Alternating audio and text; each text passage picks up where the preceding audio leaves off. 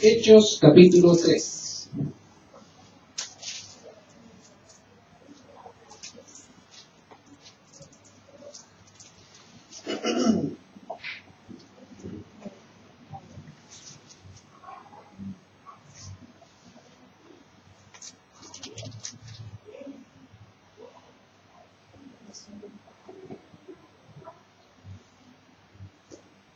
Pedro y Juan subían juntos al templo a la hora novena, la de la oración. Y era traído un hombre cojo de nacimiento, a quien ponían cada día a la puerta del templo, que se llama la Hermosa, para que pidiesen limosna de los que entraban en el templo. Cuando vio a Pedro y a Juan que iban a entrar en el templo, les rogaba que les diese limosna.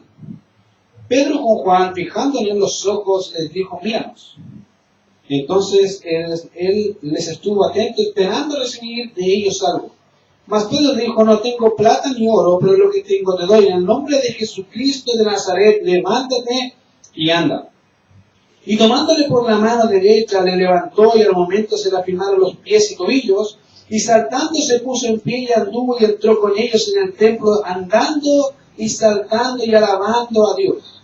Y todo el pueblo vio andar y alabar a Dios. Y le reconocían que era el que se sentaba a pedir limosna a la puerta del templo, la Hermosa, y se llenaron de asombro y espanto por lo que había sucedido. Ok, el templo. Creo que una de las cosas que más o muy poco se habla es del templo en realidad. Son detalles que normalmente la gente pasa por alto, pero son cosas importantes dentro de la cultura. El templo que habla acá es el templo de Herodes. Ya es uno de los monumentos más recordados y reconocidos, hablando de las personas o los teólogos o historiadores. Es uno de los monumentos más grandes que se reconocieron. Obviamente en los tiempos del Señor Jesucristo, el recinto del templo tenía más o menos 4 puertas y tenía alrededor, y tuvo también dentro de ese mismo periodo, llegó a tener hasta 7 dentro del mismo recinto. Ahora, dentro del mismo recinto no solamente habían puertas, sino que tras las murallas existía una gran explanada a la cual tenían acceso básicamente todas las personas, inclusive gentiles, y era reconocido como el patio de los gentiles. Era un lugar donde ellos podían llegar, ¿ya? Y allí también estaban los campistas y los vendedores de animales a los que el Señor Jesucristo echó. ¿Se acuerdan? En un momento, en realidad, todo momento el Señor Jesucristo echó a los campistas, echó a los que estaban haciendo negocios ahí, y ese era más o menos el lugar del patio de los gentiles. Ahora, existían 2 pórticos formados por columnas que levantaban un techo muy plano. Uno de esos pórticos conectaba con lo que se llama la Torre Antonia. Otro, en la parte era conocido como el Pórtico de Salomón. Uno dice: ¿qué es el Pórtico de Salomón? Era un pórtico. Era un lugar, un asentamiento de una puerta, y ahí se ganaba la gente también, o el nombre era ese. Ahora, por este pórtico podían llegar podía llegar fácilmente al atrio de las mujeres. Ahora, imagínense por qué se llamaba el atrio de las mujeres. Porque solamente las mujeres podían entrar hasta un extremo, hasta un lugar del templo. No podían llegar y entrar así nomás. Tienen su espacio. Y ese era el atrio de las mujeres, un lugar al descubierto cuyas 4 esquinas habían cámaras pequeñas que no tenían techo. Así las mujeres escuchaban el culto y la adoración en el templo. Ellos estaban básicamente separadas y no podían entrar.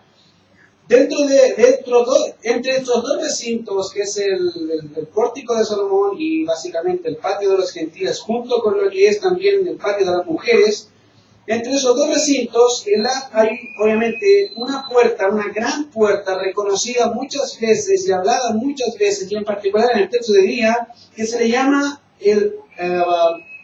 se le llamaba el Pórtico o Puerta la Hermosa. Y como todo templo, creo que una de las cosas peculiares que ha pasado, no sé si ustedes lo han visto, pero generalmente hemos visto personas en diferentes templos, no solamente lo vemos en las escrituras, gente pobre pidiendo dinero. Hemos visto películas de gente que se gana fuera de una iglesia pidiendo dinero o algún templo pidiendo dinero, sobre todo si es católico, porque eso es como decir, llamar la atención que la gente está pidiendo favor, entonces se ganan ahí diciendo aquí van a tener favor, yo quiero hacer favor. Y básicamente es una persona pobre. Ahora, sin duda, obviamente eso lo hemos visto muchas veces, y en la práctica antigua era algo muy parecido. El templo era un lugar donde no solamente iban judíos, y sin duda iban judíos, pero iban de todo estatus social. Pobres, paralíticos, mancos, y etcétera, y etcétera. Y ellos obviamente iban a pedir dinero.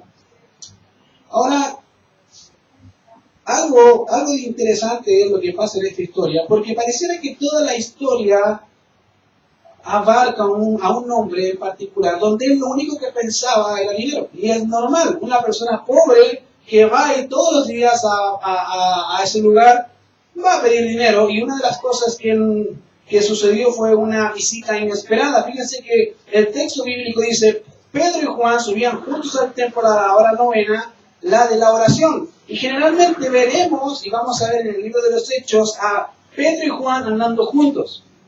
Más de una vez vamos a ver en el libro de los Hechos que estos dos personajes aparecen. De hecho, cuando vemos el libro de Gálatas, Pablo comenta que estos dos hombres eran llamados columnas o baluartes de la iglesia. Y siempre están, no solamente en los tiempos del ministerio del Señor Jesucristo eran destacados, sino que también después, cuando el Señor ascendió, eran destacados, pero generalmente se les nombran juntos, a los dos. Ahora, seguramente también ellos recordaban las palabras del Señor, y una de las cosas que pensé, ¿por qué se menciona siempre a ellos dos? ¿Por qué no puede ser uno nomás? Y en algunas ocasiones muy puntuales se menciona a Pedro, pero casi regularmente Pedro y Juan cumplían una labor obviamente de liderazgo dentro de la iglesia. Ahora, como les decía, ¿por qué ellos normalmente se mencionan juntos en algunas situaciones? Y lo más probable, creo yo, es por lo que ellos recordaban del Señor Jesucristo. No sé si recuerdan que en Marcos 6:7, cuando comisionó a los 12 y comenzó a enviarlos de dos en dos. Y lo más seguro, o lo más probable, es que ellos ya hayan trabajado juntos en el ministerio, junto con el Señor, y ahora obviamente, viendo la mano del Señor con ellos, seguían trabajando juntos. Ahora, fíjense que en esta ocasión pareciera que sabían a lo que iban. En alguna manera ellos entendían a lo que iban, y de hecho el texto bíblico es muy claro, dice, subían juntos al templo a la hora novena, la hora de la oración. Ellos era su costumbre, tiempo en que cada judío se disponía para orar al Señor, y no solamente orar, sino que agradecer. Ahora, generalmente los judíos tenían 3 tiempos de oración. No es que desayuno, almuerzo y once. No es que ser como nosotros. No. Ellos disponían 3 tiempos de oración. A las 9 de la mañana, a las 12 del día y a las 3 de la tarde. Por lo tanto, cuando allí cuando habla el texto, eran más o menos las 3 de la tarde cuando ellos estaban en el templo. Y ellos iban camino al templo. Iban a orar.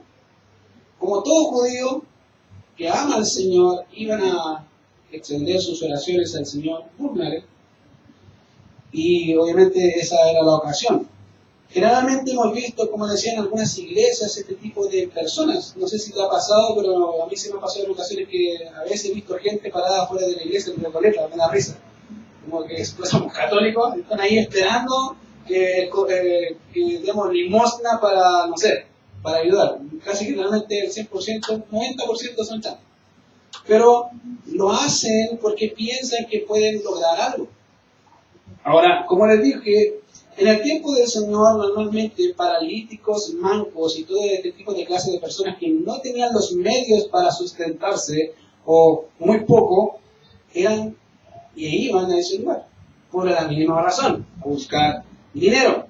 Ahora, fíjense que el texto habla y empieza a definir al hombre. Ya vemos por lo menos una visita ocasional, normalmente inesperada, para este hombre. Pero ¿cómo era este hombre? ¿Cómo la Biblia lo define? Y miren que las Escrituras definen a este hombre. Dice, y era traído un hombre cojo de nacimiento, a quien ponían cada día a la puerta del templo que se llama La Hermosa, para que pidiese limosnas de los que entraban en el templo. Y si pueden definir a este hombre en una sola palabra, sería pobre. Me hizo pensar en una de las ilustraciones que veo muy seguido, que veo en uno de los sermones más maravillosos que he visto, es el Sermón del Monte. Y creo que el Señor, una declaración que Él dice en su primera bienaventuranza, dice: bienaventurados los pobres en espíritu. Y la palabra ahí, pobre, ya que es una palabra que es topos, que define muy bien a este tipo de persona, a este hombre. Porque esta persona no solo era pobre, sino que estaba total y absolutamente incapacitado de poder hacer algo para obtener dinero trabajando. No podía. De hecho, las escrituras dicen que era cojo, no por un rato, de nacimiento nació. Él era así. Entonces estaba totalmente incapacitado. De hecho, si vemos las descripciones que dan acerca de este hombre, dan lo siguiente: que era atraído. ¿Qué significaba? Que no tenía la capacidad de moverse con facilidad. Alguien lo llevaba, alguien lo ponía ahí para que pudiera tener algo para poder alimentarse o juntar dinero para poder comer. Entonces eso nos dice que era una persona incapaz de movilizarse por su propia cuenta y que dependía de alguien que lo trajera. 2, era cojo de nacimiento, lo cual implica que era un hombre que en alguna ocasión que no había pensado nunca la posibilidad de poder caminar. Nació así. Es como decirle a un ciego de nacimiento: vas a ver. Es decir, ¿te estás burlando? Es ridículo. De hecho, cuando vemos algo más interesante aún, ¿qué pensaban los judíos sobre este tipo de personas? Van a notar algo interesante. La Biblia dice, de hecho, cuando vemos la disputa que tuvieron los dirigentes judíos con un ciego que era ciego de nacimiento, no sé si se acuerdan, los discípulos le preguntaron al Señor: Señor, ¿en quién pecó? ¿Este o sus padres para que haya nacido ciego? De hecho, los dirigentes judíos, cuando ven la respuesta que les da este ciego que ahora ve, y les dice, básicamente respondieron y le dijeron: tú naciste del todo en pecado, tú eres un pecador y nos quieres enseñar a nosotros. En la mente judía, un hombre ciego, un hombre lisiado, era una persona pecadora, algo había hecho que nació así. Por eso aún los discípulos pensaban eso: el Señor, ¿quién pecó? No pecó este ni sus padres, sino para que las obras de Dios se manifiesten en él. Es decir, la palabra no tiene que ver con pecado, es solamente obra y soberanía de Dios. Y en alguna medida, este hombre no solamente era de ese tipo, sino que era catalogado en este marco. No era solamente una persona pobre, ya que ya es malo, sino que era una persona pecadora. Pucha, hay que ayudarlo porque no tiene medios, Dios no está con él, Dios lo dejó.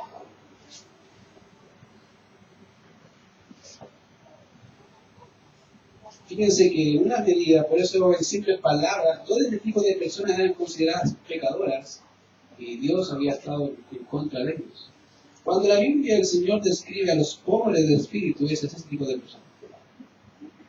No tienen cómo, no tienen medio para poder alcanzar siquiera algo por su propia cuenta. Y cuando él dice bienaventurados los pobres, es eso, es una persona que clama a Dios, dice: Señor, estoy en bancarrota espiritual, no tengo nada que ofrecer, nada que dar, solamente te pido a ti que me des. Y es exactamente lo que hace este hombre.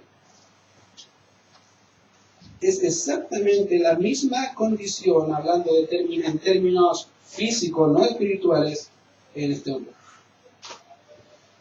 Fíjense que una otra observación que era puesta a la entrada del templo para que pidiese limosna, y era una persona total, querido, absolutamente dependiente de otro. No solamente en el moverse, en mantenerse contigo. Si no come, se muere. Y si no le dan, también se muere. En simples palabras, como le digo, no había forma en que él pudiera obtener algo por sí mismo. Ahora, fíjese que cuando Pedro y Juan están pasando, hay dos cosas que el texto destaca. En el verso 3 dice que rogándoles y esperando. Entonces me dice más algo. No solamente me habla de su condición física, sino que me habla de su condición como persona. Él ruega que le den algo para comer. Y él no solamente ruega, espera que le den. Es obvio, no tengo otra opción. No hay más que hacer, sino que tú en la misericordia de Dios me des. Si no me das, no como. Y eso es lo que dice el texto, dice, y esperando recibir de ellos algo de dinero. Ahora bien, sin duda, esta era la hora en donde podían pedir dinero y en donde sabían que podían obtenerlo. Muchos judíos iban al templo a orar e implorar el favor de Dios, y como obviamente no implorar y ver el favor de Dios ayudando a un mendigo. De hecho, la ley dice que tenían que ayudarlo. Entonces, con mayor razón, el único lugar donde sé que me van a dar va a ser el templo. Y creo que este hombre y la gente entendieron. Era parte de su tiempo. No solamente hay una visita inesperada de estos dos hombres, que probablemente muchas veces habían ido probablemente al templo a orar, pero esta ocasión era una ocasión particular. Porque no solamente fue una visita inesperada hacia este hombre puntual, sino que también hay un milagro que nunca se esperó. Algo que pasó, que cambió la vida total de este hombre. Fíjense que el texto dice, Pedro con Juan, fijando en él los ojos, les dijo, míranos. Y entonces él estuvo atentos, esperando recibir de ellos algo. Normal, ¿cierto? Mas Pedro dijo, no tengo plata ni oro, pero lo que tengo te doy. En el nombre de Jesucristo de Nazaret, levántate. ¿Y qué dice? Ahora, queridos, una cosa es ver personas normales y otra cosa es ver a alguien, y yo espero que me va a dar dinero y cambia toda mi expectativa. Era un día normal, un momento normal, era algo cotidiano para él. No dice específicamente cuánto tiempo tenía este hombre, pero al describirlo como un varón ya debía haber tenido por lo menos 30 o 40 años, así, en esa condición, pidiendo. Para él, un día más que tenía que pedir era algo anormal. Pero Dios en su plan tenía algo totalmente diferente, inesperado. No sé si te ha pasado que a veces los días son normales, pero algo pasa, inesperado. Bueno, para este hombre fue totalmente inesperado. ¿Por qué? Porque Pedro, al verlo y fijando en él los ojos, y la idea de fijar los ojos es básicamente tener los ojos puestos, clavados en esa persona, es lo mismo que es la misma expresión que dice en Hechos 1, que los discípulos miraron al Señor cuando se iba a la gloria. Bueno, es la misma expresión diciendo, básicamente Pedro lo miró y yo creo que el hombre lo miró así, ¿qué pasa? Y él fijamente mirando, miramos. Y Pedro dijo, entonces estuvo atento el hombre, esperando recibir de ellos algo. Pregunta, ¿y él esperaba un milagro? No aparece en ninguna parte que él esperaba un milagro, él esperaba dinero. Eso es lo que dijo, dinero y nada más que dinero. Mas Pedro dijo, no tengo plata ni oro, pero lo que tengo te doy. Y una buena declaración o una buena pregunta es, ¿Pedro está queriendo decir que no, en realidad no tiene dinero? Porque muchos podrían decir, es que él no tenía dinero, le dio lo que tenía nomás. En realidad eso no es lo que está queriendo decir Pedro. ¿O será que Pedro está queriendo decir otra cosa muy diferente? Y fíjese que cuando vemos el libro de Hechos, notaremos una expresión que el mismo Señor dijo a los apóstoles en Hechos capítulo 1, verso 8, y recibiréis poder cuando haya venido sobre vosotros el Espíritu Santo. De manera que aquel milagro no solo era un acto soberano de Dios, sino un acto de su poder por medio del Espíritu de los apóstoles para que este hombre tuviera vida, este hombre pudiera caminar.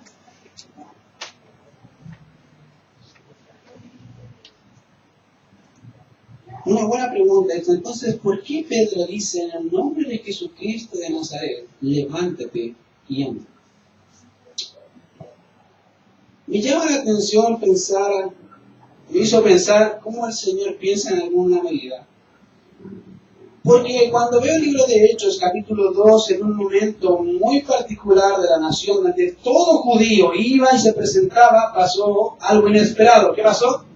Vino el Espíritu Santo sobre ellos y se inicia una era, un tiempo de la iglesia. ahora en algo muy parecido, en un momento peculiar del pueblo, donde todo hombre y mujer iba a orar al Señor, algo pasa y Dios quiere mover algo para llamar la atención. Probablemente había muchos hombres ahí pidiendo, pero Dios designó a ese hombre. ¿Por qué? Acto soberano. Y probablemente había muchos otros más. Pero Dios decidió a ese hombre hacer un cambio. Fíjense, ¿por qué entonces Pedro dice el nombre de Jesucristo de Nazaret? Y obviamente porque esto es lo que quiere decir que el milagro no solo patenta el obrar de los discípulos, sino que también su mensaje que va a seguir la próxima semana. En alguna medida lo que el Señor está haciendo con ellos es decir, mira, el milagro que yo estoy haciendo es para llamar la atención de la gente, para que al ver el milagro digan, algo pasó y venga el mensaje. De manera que obviamente tanto el mensaje como el individuo eran patentados por Dios. Era mensaje de Dios, era obra de Dios. Recuerden que las escrituras dicen que los judíos piden señales. Bueno, Dios obraba por medio de señales para decirle, hey, el mensaje, presten atención al mensaje. El mensaje es importante, no la obra, no el milagro. El milagro es algo para llamarte la atención. Es, mira, Dios está obrando aquí, pero el mensaje es importante, no el milagro. Fíjense que es interesante porque en alguna medida hoy las iglesias quieren hacer énfasis al milagro, no al mensaje.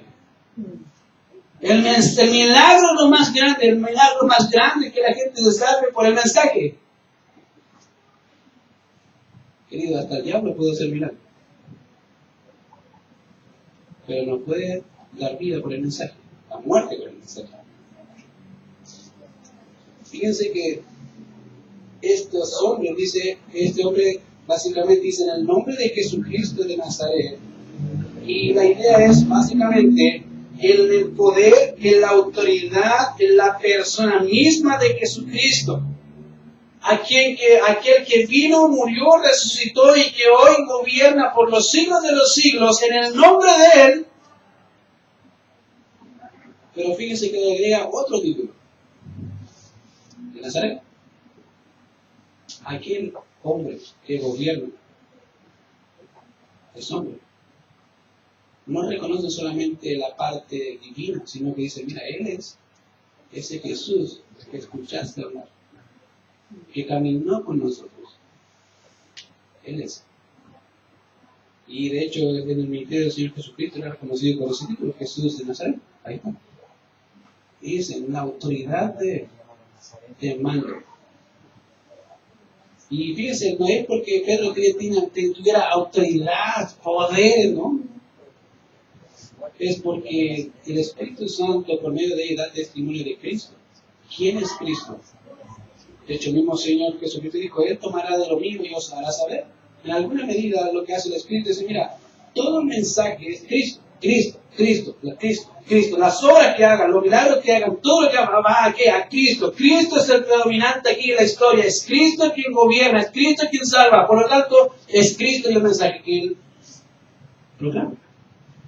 Fíjense que el texto dice, y tomándole por la mano derecha, le levantó, y al momento se le afirmaron los pies y tobillos, y saltando se puso en pie y anduvo y entró con ellos en el templo, andando y saltando y alabando a Dios. Fíjense. Y quise poner una nota sobre esto, porque hay algo que me llama la atención y es lo siguiente. Una cosa necesaria es aclarar este punto por lo siguiente. El don de sanidad, querido, no es un don en el que la fe del otro individuo debe ser fuerte, potente para ser sanado. Este hombre ni siquiera pensó en sanarse. De manera que si no lo es su culpa. Yo he escuchado muchos testimonios de gente que me decían que me dijeron que iba a ser sanado y no fui sanado y es tu culpa. Aquí este hombre nunca pensó en ser sanado. Lo único que él pensaba en ser recompensado, sí, con plata, pero nunca en recuperar su salud. Era un caso perdido, decía, así soy, Dios me creó así, está bien. Pero necesito plata. 2. En este pasaje, querido, vemos que el mendigo no pensaba en la sanación, sino obviamente en el dinero. En segundo lugar, el don de sanidad no es de curación parcial. Y quiero ser enfático, no es de curación parcial. Vale decir que aquel cojo ahora es menos cojo. Cojea menos, ahora cojea de la otra parte. No. El don de sanidad nunca, en ningún momento, de hecho, no ver lo que fue parcial, fue total. A tal punto que el texto enfatiza que fue saltando. No es que se recuperó de a poco, no. Al tiro de inmediato. Fue parcial e instantáneo. Y quiero hacer énfasis porque la gente hoy entiende el don de sanidad de otra forma. Es como que se está sanando de a poco, el Señor lo sanó. Sí, yo creo que el Señor lo sanó, ocupó al médico para que lo sanara, sin duda. Pero el don de sanidad no es algo así. El don de sanidad, básicamente, es la capacidad dada por Dios por medio del Espíritu Santo de sanar a una persona total y absolutamente. No depende de la fe del otro, sino del poder de Dios. Eso no condiciona a Dios.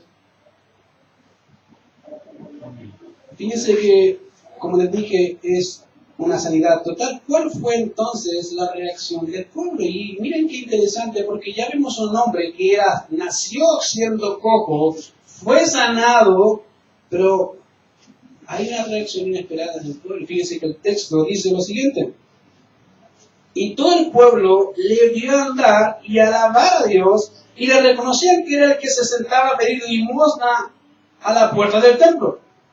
Dice la hermosa, y se llenaron de asombro y espanto por lo que se había sucedido. En otras palabras, ¿qué pasó aquí?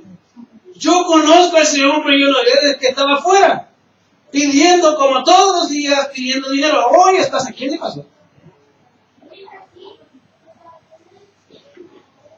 Y no podían negar, esa era otra cosa difícil. Es en simples palabras, ver a un hombre ciego de nacimiento y que mañana vea, que vea así desde una.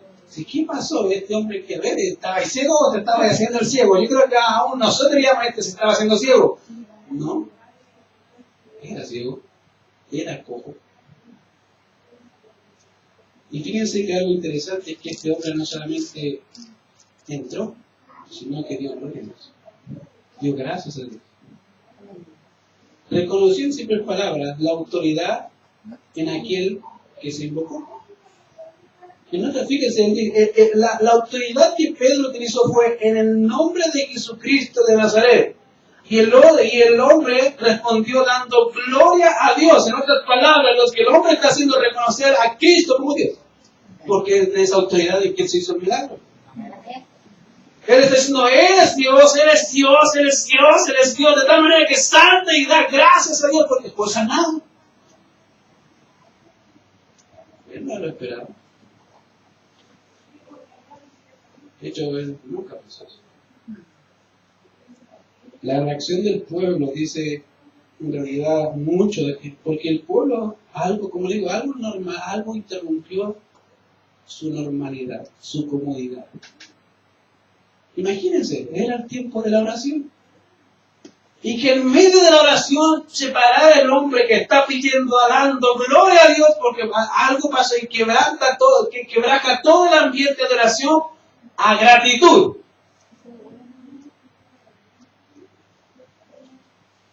Y yo me imagino los ojos de todos los hombres y mujeres mirando al hombre. ¿Qué pasó? ¿Qué sucedió? Y de hecho las escrituras dicen, todo el pueblo le vio andar y alabar a Dios, y le reconocían que era el que se sentaba a pedir limosna en la puerta del templo hermoso, y se llenaron de asombro y espanto por lo que le había sucedido. Bueno, yo creo que es entendible. Yo creo que cualquier hombre que viera a un hombre cojo o ciego o de cualquier enfermedad de nacimiento y al otro día se sana, bueno, ¿qué le pasó a este? Algo sucedió y pasa exactamente lo mismo. Hay asombro y espanto por lo que sucedió. En otras palabras, no podían negar dicho milagro porque ellos habían visto al hombre así. Tan enfático es la declaración en las escrituras que se muestran dos acciones muy marcadas, a saber, ¿cuáles son? Lo vieron andar y lo vieron alabar a Dios. Y no creo que haya sido, Señor, gracias. El hombre viene así expresivo, saltando, primera vez que puede saltar. ¿Tú crees que un ciego, después de estar toda su vida sin ver, al ver la gloria de Dios en la grandeza de su creación, no daría gloria a Dios? ¿Cómo no? Si él hace al ciego y al cojo, ¿y él los puede sanar? Fíjate que a este hombre no le importó la hora de oración. Le dio lo mismo la oración, le importa si Dios es glorificado, él hizo esto, y gloria a Dios. Punto, se acabó. Fíjate que cuando vemos el texto, aún los mismos dirigentes judíos que tomaron preso a Pedro y a Juan después, dijeron algo, y dice lo siguiente en Hechos 4:16: ¿qué haremos con estos hombres? Porque de cierto señal manifiesta siendo hecha por ellos, notoria a todos los que moran en Jerusalén, y no lo podemos negar. En otras palabras, mira, no podemos desmentir muchas cosas, pero esto no tenemos cómo. La gente lo veía, lo reconocía, sabía quién era, y fue sanado así por estos dos hombres, que dicen que Cristo Jesús, al que matamos, es Dios. Serios problemas. Pero no lo pudieron negar. De hecho, lo único que hicieron fue negarles, predicar en ese nombre. Y dijeron, es necesario obedecer a Dios antes que a nosotros. No podemos dejar de decir lo que hemos visto y oído. Punto. Lo interesante es que probablemente ya los azotes eran suficientes, pero dijeron, Señor, danos de nuevo. Con mayor razón, Señor, queremos predicar en tu nombre, queremos hablar de ti al mundo, no importa lo que suceda. Somos indignos de ser perseguidos por tu causa. Pero ahí estamos, Señor. Fíjate que cada uno de los milagros hechos en el libro de los Hechos tenían una doble función. En primer lugar, tenían la función de captar la atención de las personas, en especial del pueblo judío. Y en segundo lugar, era llevar a las personas al conocimiento del mensaje de salvación. Si ustedes ven el libro de los Hechos, más adelante, van a ver en el mismo capítulo 3, lo que pasa después del 10. Verso 11, y teniendo asidos a Pedro y a Juan el cojo, dice, y a Juan el cojo que habían sido sanados, todo el pueblo atónito concurrió a ellos al pórtico que se llamaba de Salomón. Y viendo esto, Pedro respondió al pueblo, varones israelitas, y empieza su discurso. Esto no es nada, varones, hombres, no es nada, esto es algo que solamente uno puede hacer. Pero eso se lo dejo al pastor, no me toca. Me gustaría, pero no me toca. Entonces, queridos, miren, dentro de la vida hay cosas que Dios va a hacer. Va a veces interrumpir lo natural de nuestra vida. Lecciones que podemos aprender sin duda. De hombre era natural ser cojo. No lo pensaba. Y a veces Dios con nuestra vida va a hacer lo mismo. Tú puedes decir, es natural que luche con este pecado, y dice, eso no es natural. Esto es natural. Y lo va a cambiar. Y puede cambiarlo. Y a veces te va a confrontar a cambiarlo.